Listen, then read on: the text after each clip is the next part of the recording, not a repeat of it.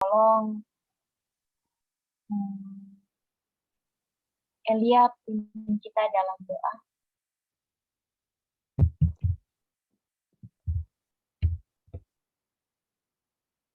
Amin. Oh, lagi tidak bisa bicara. Oke. Oh, lagi tidak bisa. Kalau gitu, Ricky. Oke. Mari kita bersatu dalam doa. Terima kasih Tuhan, terima kasih Yesus. Kami berkumpul lagi malam hari ini Tuhan. Tuhan, kiranya Tuhan Yesus kami datang ke sini dengan motivasi yang benar. Dengan motivasi di mana kami rindu Tuhan, mengerti firman-Mu, perkataan-Mu Tuhan Yesus. Tuhan, kiranya Tuhan Yesus kami pimpin dari awal sampai akhirnya Tuhan. Kami yang melayani, yang nanti men-sharingkan Tuhan tentang firman-Mu, kiranya Engkau yang pakai Tuhan hatinya, mulutnya Tuhan Yesus. Tuhan, terima kasih untuk segalanya, hanya padamu kami serahkan semua sharing malam hari ini Tuhan. Dalam nama Tuhan Yesus, haleluya, amin.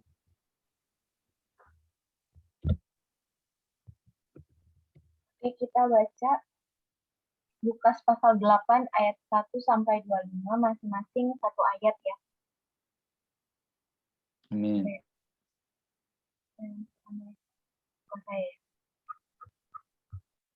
Oke. Perempuan-perempuan yang melayani Yesus. Ayat 1, tidak lama sesudah itu Yesus berjalan berkeliling dari kota ke kota dan dari desa ke desa memberitakan Injil Kerajaan Allah. Ke-12 muridnya bersama-sama dengan dia. Amin. Ayat yang kedua, dan juga beberapa orang perempuan yang telah disembuhkan dari roh jahat atau berbagai penyakit, yaitu Maria yang disebut Magdalena, yang telah dibebaskan dari 7 roh jahat. Ayat 3, Yohana istri Kuja, bendahara Herodes, Susana, dan banyak perempuan lain. Perempuan-perempuan ini melayani rombongan itu dengan kekayaan mereka. Yang ayat keempat, ketika orang banyak berbondong-bondong datang, yaitu orang-orang yang dari kota ke kota menggabungkan diri pada Yesus, berkatalah ia dalam suatu perumpamaan. Ayat kelima adalah seorang penabur keluar untuk menaburkan benihnya.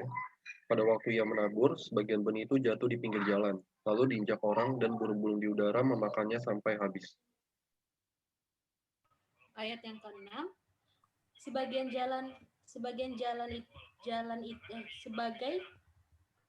jatuh di tanah yang berbatu-batu dan setelah tumbuh ia menjadi kering karena tidak mendapat air.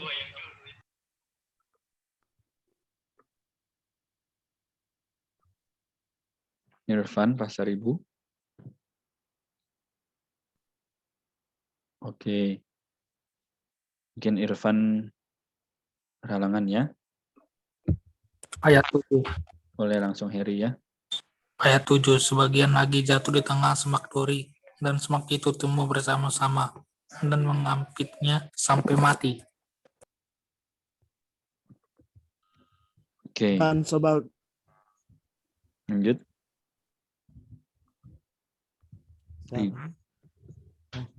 Ayat ke-8, dan sebagian jatuh dari tanah baik, dan setelah tumbuh berbuah 100 kali lipat, setelah berkata kepada Yesus berseru, siapa mempunyai telinga untuk mendengar, hendaklah ia mendengar.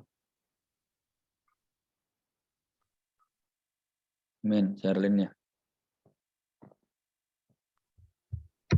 Ayat 9. Iya. 10 Sherlyn. 9. Ayat 9 Sherlyn silakan. Setelah Rido. Ayat 9, murid-muridnya bertanya kepadanya, apa maksud perumpamaan itu? Wahyu. Ayat 10, lalu ia menjawab, kepadamu diberi kerajaan Allah, tetapi kepada orang-orang lain hal itu diberitakan dalam perumpamaan, supaya sekalipun memandang, mereka tidak melihat, dan sekalipun. Amin. Ayat 11, inilah arti perumpamaan itu, benih itu ialah firman Allah.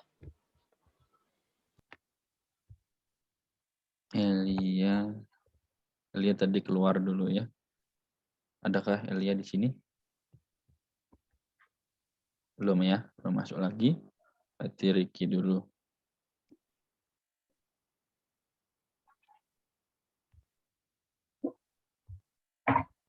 Anda Ricky?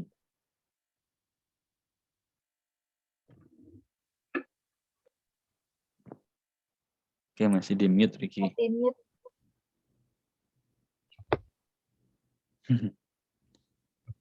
Ricky masih mute. Kayaknya nge-lag deh. Oh iya, lagi ya. Kalau gitu lanjut ke Maria. Ayat 12. Yang jatuh di pinggir jalan itu ialah orang yang telah mendengarnya. Kemudian datanglah iblis lalu mengambil firman itu dari dalam hati mereka, supaya mereka jangan percaya dan diselamatkan. Ricky sudah bisa? Kalau bisa boleh dibaca lagi.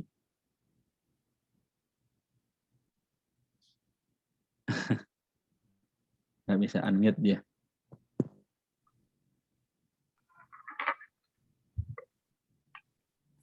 Oke, berarti lanjut dulu ke Yunika ya.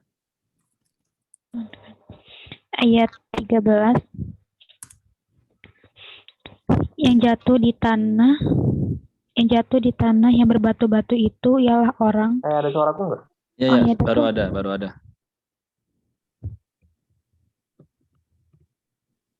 Oh, jaringan kali ya. Lanjutkan dulu aja Yunika, enggak apa? Oh, oke Kak. Ayat 13. Yang jatuh di tanah yang berbatu-batu itu ialah orang yang setelah mendengar firman itu, menerimanya dengan gembira. Tetapi mereka itu tidak berakar. Mereka percaya sebentar saja dan dalam masa pencobaan mereka murtad. Ya. 14. Yang jatuh dalam semak duri ialah orang yang telah mendengar firman itu dan dalam pertumbuhan selanjutnya mereka terhimpit oleh kekhawatiran dan kekayaan dan kenikmatan hidup, sehingga mereka tidak menghasilkan buah yang matang.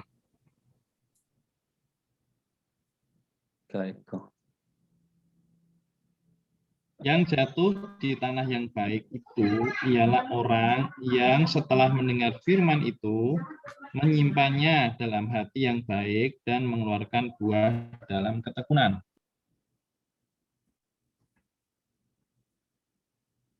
Amin. Ayat 16. Tidak ada orang yang menyalakan pelita lalu menutupinya dengan tempayan atau menempatkannya di bawah tempat tidur, tetapi ia menempatkannya di atas kaki dian, supaya semua orang yang masuk ke dalam rumah dapat melihat cahayanya. Sebab tidak ada sesuatu yang tersembunyi dan tidak akan dinyatakan, dan tidak ada sesuatu yang rahasia yang tidak akan diketahui dan diumumkan. Ayat 18, karena itu perhatikanlah cara kamu mendengar, karena siapa yang mempunyai, kepadanya akan diberi, tetapi siapa yang tidak mempunyai, daripadanya akan diambil, juga apa yang ia anggap ada padanya. Amin. Oke. Selanjutnya berarti Iva lagi ya. Ayat 19.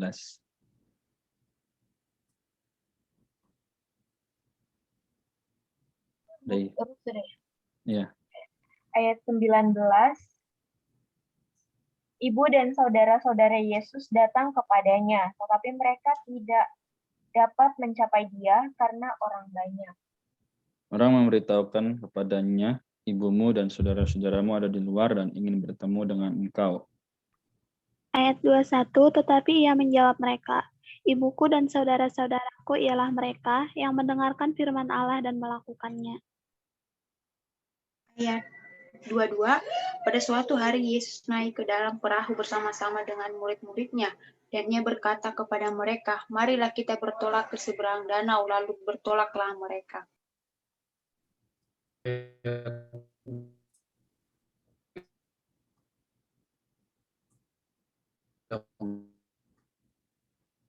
tertidur.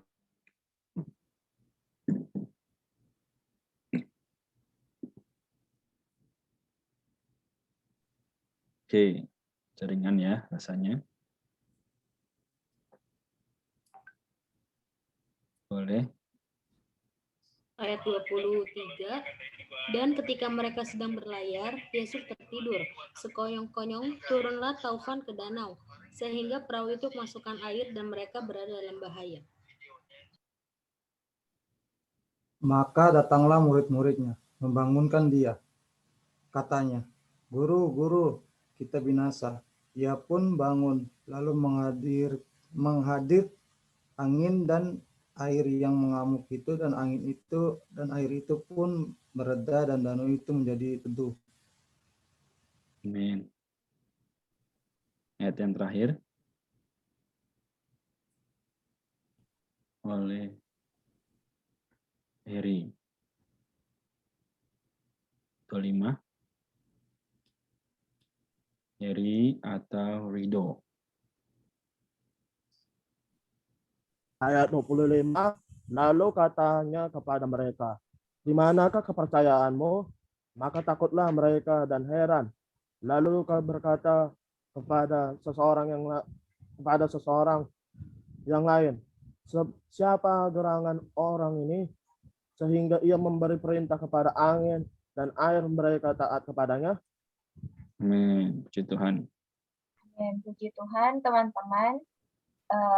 Kita tahu bahwa minggu ini kita membahas mengenai inkarnasi Tuhan Yesus ya. Ya. Ya, kemudian di porsi Lukas pasal 8 ayat 1 sampai 25 ini, atau yang beberapa hari kita bahas dari pasal 4 sampai dengan nanti pasal 19, itu mengenai kebajikan-kebajikan insani dari manusia penyelamat ini. Kebajikan-kebajikan insani ini, siapa yang masih ingat apa itu kebajikan insani? Kasih. Belas kasihan, Kak. Yang pas kita sudah bahas hari-hari kemarin. Belas kasih, betul. Ada lagi? Damai sejahtera. Amin. Betul, yang kemarin ya kita bahas. Karena ada iman, gitu kan, ada kasih, tadi sudah ada yang bilang. Dan puji Tuhan, malam hari ini kita akan membahas kembali mengenai kebajikan-kebajikan. Bukan membahas kembali ya, tapi kita akan membahas kebajikan Tuhan Yesus atau manusia penyelamat di sini di dalam porsi Lukas pasal 8 ayat 1 sampai 25. Namun sebelum itu kita akan mencari ayat pentingnya terlebih dahulu. Ada yang bisa menemukan? Masih berkaitan dengan kebajikan. Tapi sebelum mendapatkan ayat kunci atau ayat penting di dalam porsi kita malam hari ini, clue-nya adalah ayat ini tuh adalah penuntun untuk menunjukkan atau membuat kita melihat kebajikan Tuhan Yesus. Ayat ini ayat pembuka. Ayat 18, Kak. Ayat 18. Karena itu perhatikanlah cara kamu mendengar. Karena siapa yang mempunyai kepadanya akan diberi, tapi siapa yang tidak mempunyai daripadanya akan diambil juga apa yang ia anggap ada padanya. Amin. Perkara mendengar. Ada lagi? Di 14, Kak. 14. Yang jatuh dalam semak duri. Ini mendengar ya. Perkara mendengar. Jadi kalau di perumpamaan ini, perumpamaan tentang seorang penabur yang topik yang kedua ya, atau subpoin yang kedua di sini itu perkara mendengar kan. Jadi sama dengan yang dibilang tadi di ayat 18 juga adalah perkara mendengar, dan juga 21 perkara mendengar. Tapi yang akan kita bahas selanjutnya itu adalah perkara ini, ayat itu menuntun supaya kita melihat kebajikan kebajikan manusia penyelamat ini yang memiliki kuasa. Ayat 16. Ya, 16. Ada lagi? Ayat 24. 21. 21, ya, terus. 24. 4. Ya, amin. Kita sama-sama lihat ya. Boleh minta tolong Kak Renar Oke, saya tampilkan ya. apa dari Bentar. Oke, harusnya sudah terlihat ya. Apakah sudah terlihat? ya, oke.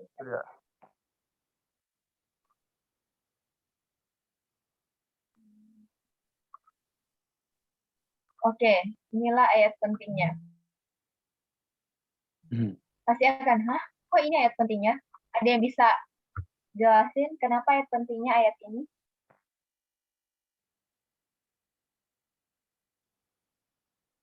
Aku mungkin Kak, Ya, bagaimana? secara singkat. Itu Karena? kan Yesus, karena murid-muridnya taat sama Yesus itu sendiri. Kan Ya, Yesus amin. murid-muridnya, gitu. Amin. Jadi yang pertama kalau menurut Riki karena murid-murid itu taat kepada Tuhan Yesus. Jadi dipilihlah ayat 22. Ada yang lain?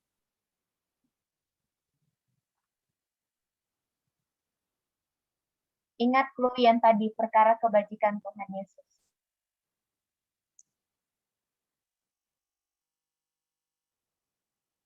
Amin. Ada masih. Oke. Jadi di sini kenapa ayat 22? Tidak Kak? Oh iya. Masih ini ya. Jadi kenapa ayat 22 ini? Itu karena untuk menunjukkan kebajikan Tuhan Yesus di sini. Nah, di sini kan bilang, marilah kita bertolak ke seberang danau. Lalu bertolaklah mereka. Di sini tuh ketika murid-murid mengikuti Tuhan Yesus, menurut sesuai dengan perkataan Tuhan Yesus ini, di sini tuh Tuhan Yesus mau membawa murid-murid melihat siapakah dia gitu di dalam kebajikan insaninya yang memiliki kuasa. Nah, inilah alasan kenapa diambil ayat 22. Kemudian kita akan membahas sama-sama poin kebenarannya. Ini jawabannya ada di dalam ayat Alkitab ya. Ada di gampang sekali. Ada di dalam ayat Alkitabnya. Jadi ya ini akan membahas tentang kebajikan Tuhan Yesus, kebajikan manusia penyelamat ini. Karena ya. Nah, inilah. Kita sama-sama, tapi yang pertama ini kaum sisters dulu ya.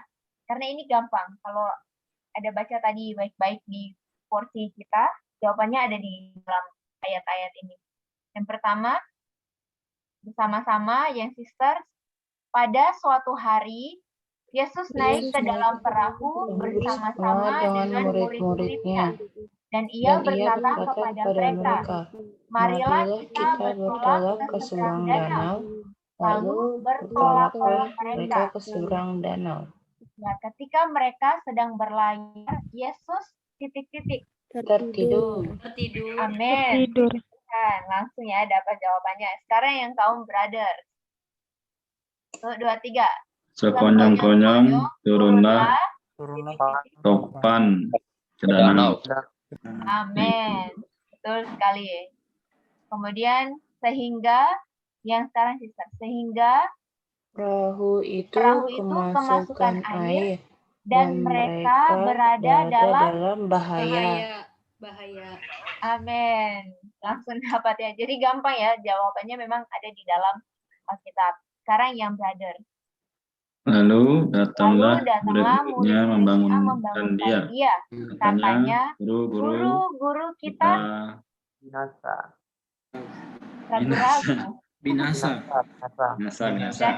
Oke. Puji Tuhan. Sekarang kita bersama-sama.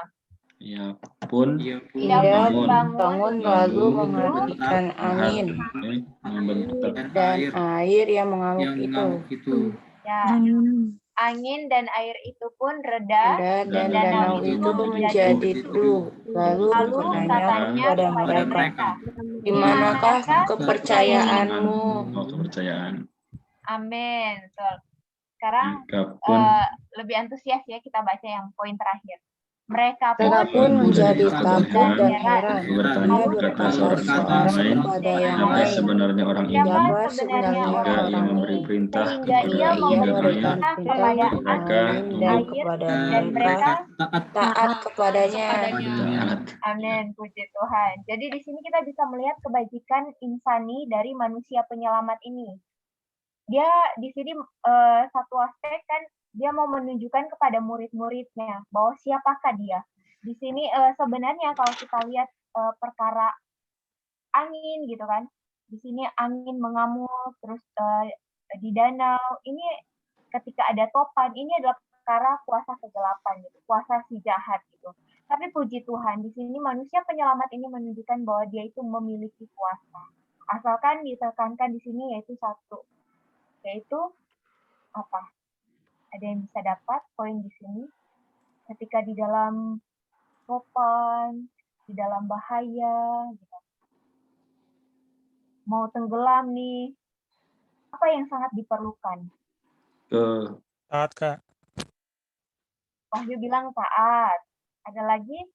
Keselamatan. Keselamatan. Jawabannya ada di dalam Iman, ayat. Kak, iman. Iman, betul. Yang lebih identik kepercayaan, betul. Yaitu dapat di mana itu, Matthew? Ayat berapa? 25, benar sekali. Di sini tuh kan Tuhan Yesus sudah ada di dalam perahu itu kan bersama dengan murid-murid. Tapi murid-murid kenapa? Murid-murid masih ragu. Murid-murid masih bukan ragu ya di sini, tapi mereka itu masih ketakutan gitu. Mereka bilang apa? Guru-guru kita kenapa? Binasa. Tenggelam. Akan tenggelam. Tenggelam. Binasa Benar apa ini tenggelam tenggelam nih? atau apa ini? Tenggelam, atau tenggelam. Binasa. binasa? Tenggelam dan binasa. Yang di dalam ayat, Dalam ayat bilang apa? Binasa. Ya, Kak Renard bilang binasa. Ada lagi? Yang di dalam ayat berapa? 23. Guru-guru. Binasa, Kak. Bukan 23, 24. Ya, betul sekali karena binasa, betul. Yaitu mereka binasa gitu. Mereka ketakutan. Karena apa ketakutan? Air sudah masuk di dalam perahu, mana topan lagi, mereka di dalam bahaya. Ya pasti ketakutan lah, pasti gemetar gitu kan. Dan apa yang membuat mereka ragu gitu selain suasana di luar ini, yaitu karena di dalam mereka tidak percaya. Yang tadi Matthew bilang mereka kurang tidak percaya. Jadi di sini menunjukkan bahwa dalam praktikal bahwa ketika ada Tuhan Yesus, asalkan kita kan di sini Tuhan Yesus tertidur kan, kita membangunkan Dia, maka kita ada di dalam apa? Kalau kan Tuhan Yesus di sini tidur, kemudian di sini murid-murid membangunkan Tuhan Yesus, maka mereka kenapa? Hasilnya mereka kenapa? Mendapat keselamatan. Amin, puji Tuhan. Satu aspek kita bisa belajar pembelajaran rohani, yaitu kita perlu senantiasa membangunkan Tuhan. Di dalam bahaya kita perlu membangunkan Tuhan, supaya kita bisa mendapatkan keselamatan. Yaitu praktikalnya dalam kehidupan kita setiap hari. Ada yang bisa contohkan?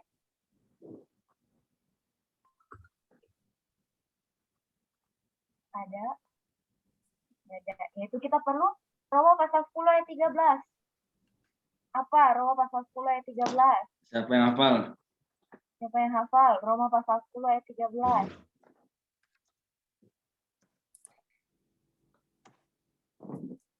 Sebab barang siapa berseru kepada nama Tuhan akan diselamatkan. Amin. Amin. Benar sekali. Yaitu kita perlu berseru ya ini di sini kayak murid-murid. Mereka itu membangunkan Tuhan, memanggil Tuhan. Jadi kalau dalam bahaya, jangan lari ke status ya. Bangunkan Tuhan, berseru kepada Tuhan. Oke? Dan yang kemudian yang kedua kita bisa belajar bahwa senantiasa percaya kepada Tuhan. Dalam suasana bahaya, angin topan, kita perlu percaya kepada Tuhan. Bangunkan Tuhan, percaya kepada Dia, maka hasilnya adalah kita selamat. Amin. Ada yang mau sharing atau ada pertanyaan? Dipersilakan.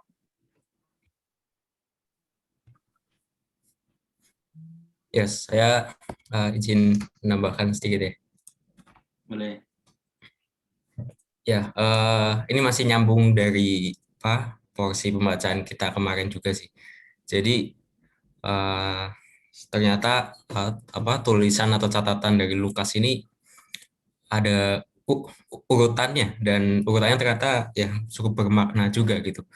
Jadi kalau yang kita kemarin bahas ya, bahwa di pasal 7 ayat 50 kan Tuhan Yesus bilang, imanmu telah menyelamatkan.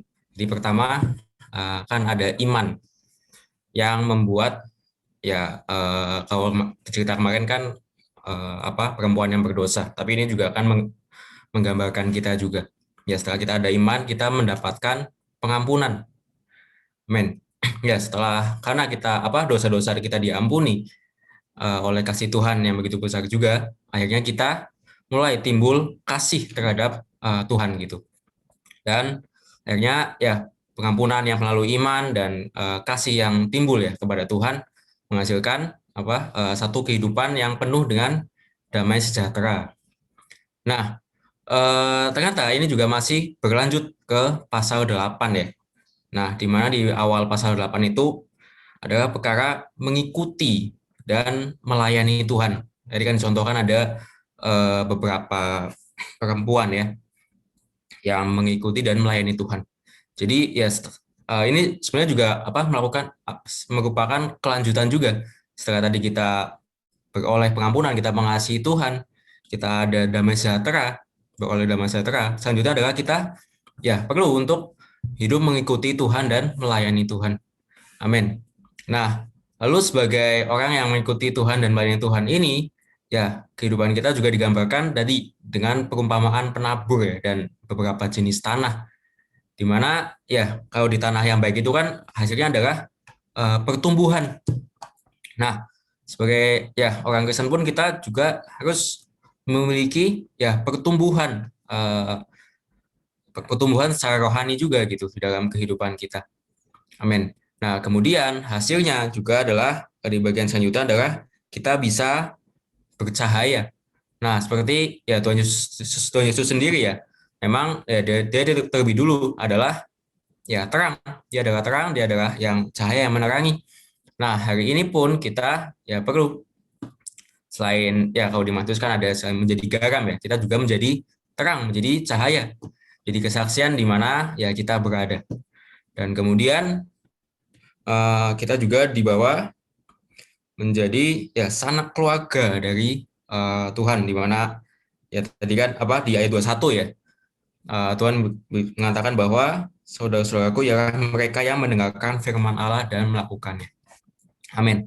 Dan setelah itu juga masih berlanjut nih di yang tadi kita barusan bahas juga ya, di bagian ayat mulai dari 22 sampai 25 itu menunjukkan kehidupan kita tuh dipimpin oleh Tuhan.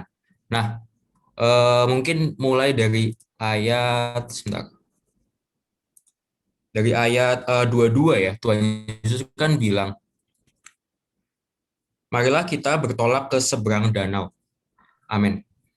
Nah, jadi sebenarnya ini juga menunjukkan bahwa ya setelah kita menempuh kehidupan yang mulai dari iman, pengampunan, kemudian kita ya bertumbuh dan bahkan menjadi ya keluarga Allah juga. Nah, kehidupan kita sebenarnya adalah dimulai atau diprakarsai ya istilahnya diprakarsai atau dimulai oleh atau dipimpin oleh Tuhan gitu. Di mana ya di sini ada kalimat itu kan, marilah kita bertolak ke seberang danau. Nah, ini juga menunjukkan ya ini sebenarnya pimpinan Tuhan yang perlu kita perhatikan dalam kehidupan kita gitu. Jadi ya bukan pilihan kita lagi sebenarnya dalam ya menempuh kehidupan ini, tapi betul-betul adalah pimpinan dan pilihan Tuhan. Amin. Dan ya ada dua poin juga sih yang saya mau sharingkan juga ya. Tadi di bagian bagaimana kita bertumbuh ya, kita juga perlu memperhatikan kondisi hati kita gitu. Bahwa ya ada beberapa macam hati kan, dan ini juga ya masih bisa terjadi terhadap saya, terhadap kita. Mungkin firman yang kita baca, firman yang kita dengar mungkin sama, tapi bagaimana ya firman itu bisa betul-betul berdampak ya, atau memiliki efek terhadap kehidupan kita, terhadap pertumbuhan kita, itu adalah terpengaruh dengan bagaimana kondisi hati kita. Amin.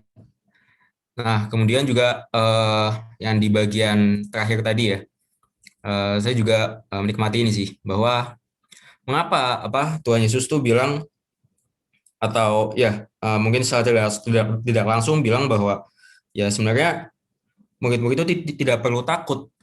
Nah, mengapa murid-murid tidak perlu takut? Ya tadi selain Kaifai bilang karena Tuhan juga ada di perahu itu, namun juga karena ya Tuhan sendiri yang berkata bahwa marilah kita bertolak ke seberang danau, karena ada firman Tuhan gitu. Nah, kalau kita ya saya lupa di ayat alamatnya ya, kalau nggak salah di Roma juga. Iman itu timbul dari pendengaran akan firman Tuhan gitu. Nah, kenapa kita bisa ya percaya dan tidak takut itu? Ya karena ada firman Tuhan terlebih dulu yang memimpin kita.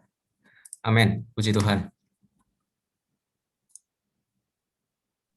Puji Tuhan. Terima kasih Kak Yohanes, sungguh amat luar biasa.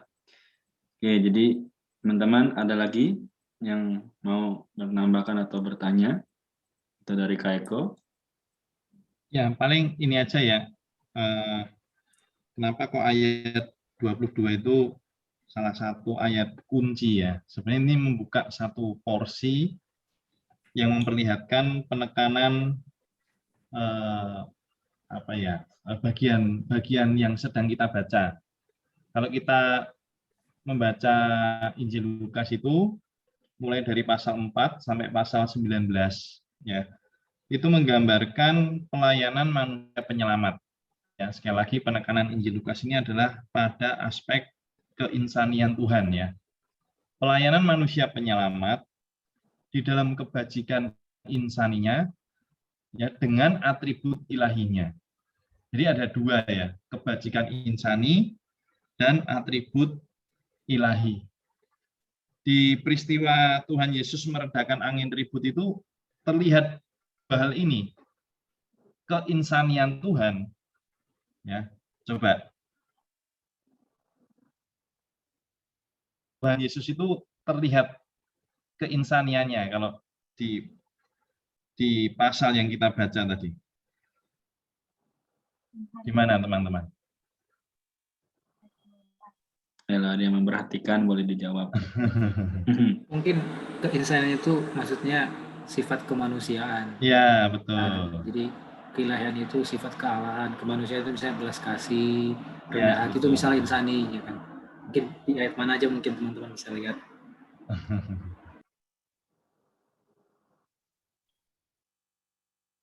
Oke, saya jawab aja ya. Keinsanian Tuhan atau sisi manusianya Tuhan itu terlihat ketika dia tertidur. Ya kan? Lukas 8 ayat 23. Ketika mereka sedang berlayar ya, bukan belajar, maaf ya. Yesus tertidur. Ya, artinya dia juga mengalami kelelahan juga sama seperti kita manusia gitu loh. Dia betul-betul adalah manusia. Dia ketika dia merasa letih, ya, dia juga tertidur, ya kan? Ini luar biasa loh, ya kan? Yesus tertidur. Nah, sehingga pada waktu itu turunlah taufan ke danau, ya kan? Dan para murid merasa apa? Merasa takut. Kenapa kita tahu? Ya dari mereka ini membangunkan Tuhan dan juga berseru, "Guru, kita binasa." Ya kan? Nah, justru disitulah kita melihat aspek keilahiannya Tuhan. Di mana aspek keilahiannya Tuhan? Ketika dia apa? Menghardik angin itu, sehingga angin yang tadinya mengamuk itu menjadi apa? Menjadi reda. Amin. Menjadi teduh. Ya. Jadi sisi keinsaniannya Tuhan, kemanusiaannya Tuhan terlihat dari dia tertidur, ya kan? Tetapi sekali lagi, dia ini insani, dia juga ilahi. Ketika angin ribut itu datang, Tuhan menghardik dan angin ribut itu menjadi tenang. Nah, kalau kita bandingkan juga ya dengan pelayanan Tuhan, pertama kali dia muncul di pasal 4 itu dia memproklamirkan tahun rahmat Tuhan atau tahun Yobel, tahun perhentian. Ya, apa itu tahun perhentian? Tahun perhentian adalah di mana manusia yang ada di dalam pergumulan, ada di dalam kesulitan, ada di dalam masalah, di dalam Tuhan akan mendapatkan apa? Ketenangan. Di dalam Tuhan akan mendapatkan apa? Damai sejahtera. Ya. Nah, ini kalau istilahnya ya kita terapkan ya dalam kehidupan kita ya. Kita perlu ini pakai alegoris, bahasa alegoris ya. Kita perlu juga mengundang Tuhan ke dalam perahu kehidupan kita ya kan. Jadi ketika ada pergumulan ya, ada ombak, ada badai, Tuhan juga merasakan itu karena dia juga adalah seorang manusia. Dan hari ini dia tetap juga adalah seorang manusia. Ya. Tetapi sekali lagi, dia bukan hanya manusia, tapi dia juga adalah Allah yang berkuasa. Dia manusia supaya apa, teman-teman? Dia mengerti setiap pergumulan kita, setiap masalah kita. Kita capek, Tuhan juga pernah capek. Ya. Kita banyak tugas, mungkin harus sampai lembur kuliahnya, ya kan? Harus tugas sampai tengah malam, ada deadline, waduh capek ya. Tuhan juga pernah capek, dia melayani banyak orang, dia menyembuhkan banyak orang. Capeknya, ya. Tidurnya Tuhan ini bukan karena dia malas, dia justru sangat rajin. Karena sangat rajin, sampai-sampai dia begitu kelelahan, dia tertidur. Teman-teman, apakah teman-teman saat ini mengalami masalah, pergumulan berat? Tuhan tahu itu. Tuhan pernah mengalami itu. Tapi jangan lupa, selain dia adalah insani, dia juga adalah ilahi. Masalah sebesar apapun, angin ribut sebesar apapun, ada Tuhan, ya, ada kuasa Tuhan. Tuhan bisa menghardik, ya, tenang, ya. Maka angin itu tenang, maka danau itu tenang, ya. Luar biasa ya, keinsanian Tuhan dan juga keilahian Tuhan. Ya, berbaur menjadi satu di dalam satu pribadi yang ajaib, Tuhan kita Yesus Kristus. Ya, kita boleh memberitahu kepada Tuhan apa masalah kita, apa pergumulan kita. Tuhan tahu, tidak ada yang tersembunyi bagi Tuhan. Dia pernah mengalami semua kesulitan yang dialami oleh manusia. Dan kita boleh meletakkan percaya kita. Kita jangan seperti para murid. Para murid sampai mengatakan aku binasa, padahal Tuhan sudah mengajari perkara iman. Ya, artinya para murid sampai belum ada iman. Nah, hari ini ya kita boleh ya berdoa kepada Tuhan. Melalui membaca Alkitab seperti malam ini, iman kita ditambahkan. Ya, semoga iman kita seperti yang ini ya, firman yang kita terima ini perlu hati yang baik ya, supaya tidak dimakan burung atau tidak dihimpit oleh kekhawatiran ya, seperti kisah benih di atas itu ya. Tapi kita punya hati yang baik ya, mendengar firman, menyimpan firman, sehingga di dalam kita ada iman. Oke, itu tambahannya, mohon maaf kelewatan. Nah, saya juga sekaligus mau izin duluan karena 9:30 tadi ada kegiatan yang lain, jadi harus saya izin terlambat, sharing dulu. Nah, ini sharing saya sudah selesai.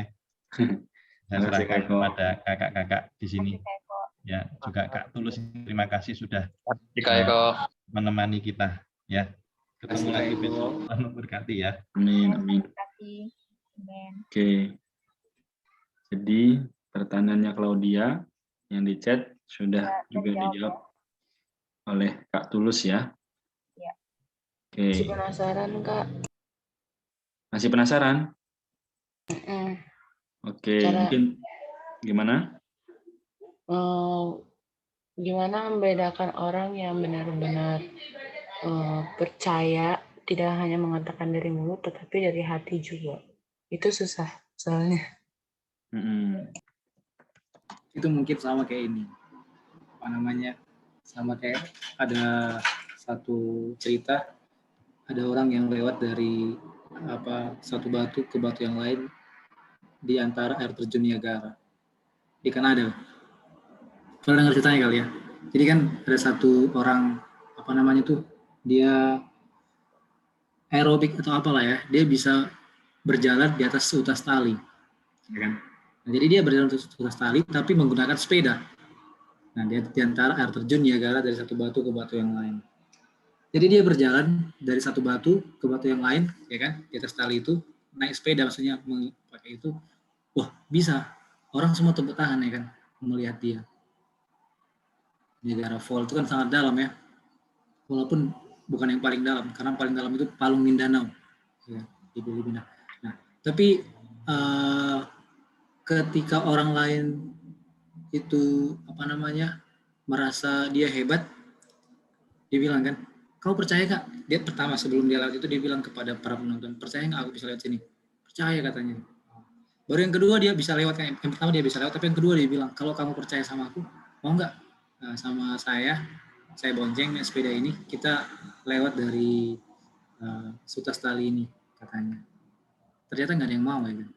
Walaupun mereka percaya dia hebat, dia bisa lewat itu, tapi orang itu nggak percaya kalau dia dengan orang yang dibonceng bisa selamat melewati aturan tersebut. Akhirnya ada satu orang, anak yang kecil ya, dia mau ikut. Wah, semua orang tepuk tangan karena ketika dia bersama si ahli akrobat ya dengan seorang anak muda ini, dia bisa melewati seutas tali tersebut. Dan ternyata anak ini adalah anaknya si pemain akrobat itu. Jadi dia percaya kepada ayahnya sehingga dia mau bersedia, ya kan, untuk lewat di atas seutas tali itu melewati air terjun Niagara. Walaupun kalau kita tahu ya air terjun itu dalam, ya kan, kalau kita jatuh mati sudah. Nah, itu sama kayak yang dibilang sama si murid-muridnya, guru kita binasa, ya kan. Kata binasa ini kan mati, ya. Mati kita guru katanya. Yang sama Yesus pada waktu itu. Padahal Yesus itu dia udah menyembuhkan orang yang sakit, ya kan. Dia juga melayani perempuan-perempuan, dia juga bisa berkhotbah. Nah, jadi hari ini memang kalau kita tahu iman itu kan dalam bahasa Yunani, iman itu artinya pistos, ya, pistis. Itu kan kepercayaan. Iman itu bisa berarti tindakan percaya, iman juga berarti sesuatu yang kita percayai, ya kan. Ada dua arti iman. Jadi kalau kita yang tadi ditanya sama Gaby ini adalah tindakan percaya secara subjektif terhadap sesuatu yang kita percaya objektif, ya kan, terhadap Tuhan. Kalau kita katakan kita beriman kepada Tuhan, nggak hanya di mulut, ya kita mau mengikut Tuhan apapun resikonya. Ya kan? Sama seperti anak tadi. Anak yang tadi sama orang tuanya ketika dia melewati air terjun Niagara itu, ini mungkin ada ininya ya, hubungannya ya. Ketika dia percaya sama ayahnya, dia mau untuk melewati tersebut. Nah misalnya gini, contohnya ketika kita sekarang itu misalnya lagi orang kan tersering dikit ya. Misalnya sekarang orang lagi UAS, ujian akhir semester atau UTS. Tapi di sisi lain ada waktu pembacaan Alkitab. Ya kan, bareng-bareng nih. Misalnya gini nih, kita baca Alkitab setengah jam tiap hari. Nah, kalau kita percaya Tuhan, kita tetap baca Alkitab, setelah itu kita belajar. Nah, kalau orang percaya Tuhan setengah-setengah, dia bilang, wah, saya nggak bisa nih mengurangi waktu saya baca Alkitab secara pribadi maupun secara saya bersama-sama. Karena saya nggak yakin kalau saya mengurangi waktu saya setengah jam baca Alkitab, nanti saya bisa jawab ujian besok. Nah, itu contoh sederhana lah ya. Maksudnya kalau kita mau mengikut Tuhan, ya jangan mengikut setengah-setengah. Ya kan? Apapun resikonya, ya kita ikut Tuhan. Tapi jangan menjadi orang yang memang bodoh ya. Dalam artian gini, bukannya kita mengikut Tuhan, beriman itu bukan berarti kita bodoh. Perlu hikmat juga, ya kan.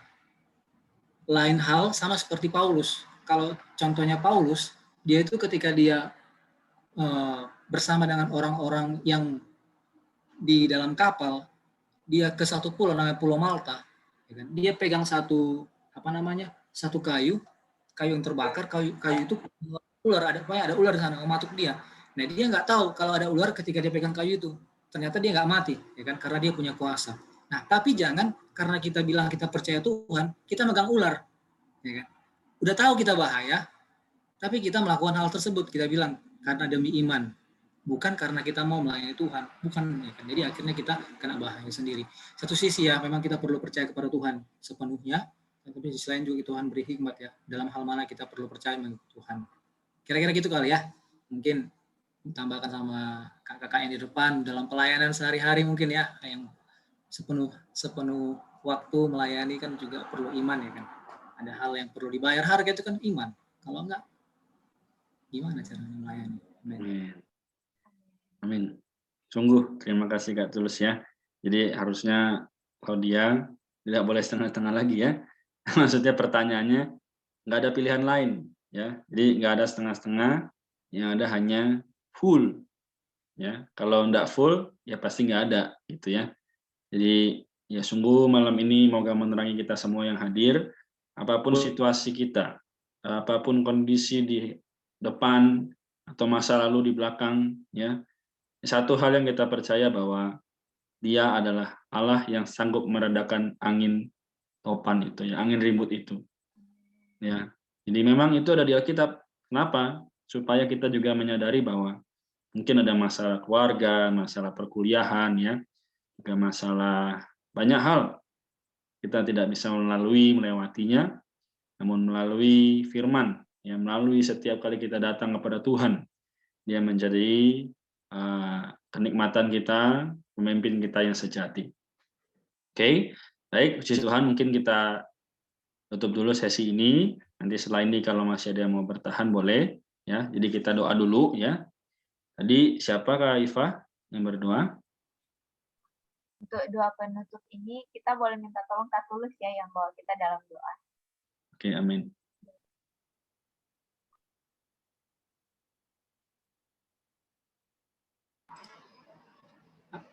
Aku yang berdoa ya. Mari kita berdoa. Tuhan, kami bersyukur kepadamu, Engkaulah sumber iman, Engkaulah iman itu bagi kami. Terima kasih untuk mengucapkan kita pada malam hari ini dari Lukas 8 Tuhan. Kami mengerti Engkau adalah Allah juga manusia. Dalam keilahianmu, kealahanmu, Engkau memiliki Tuhan juga sifat-sifat kebajikan insani.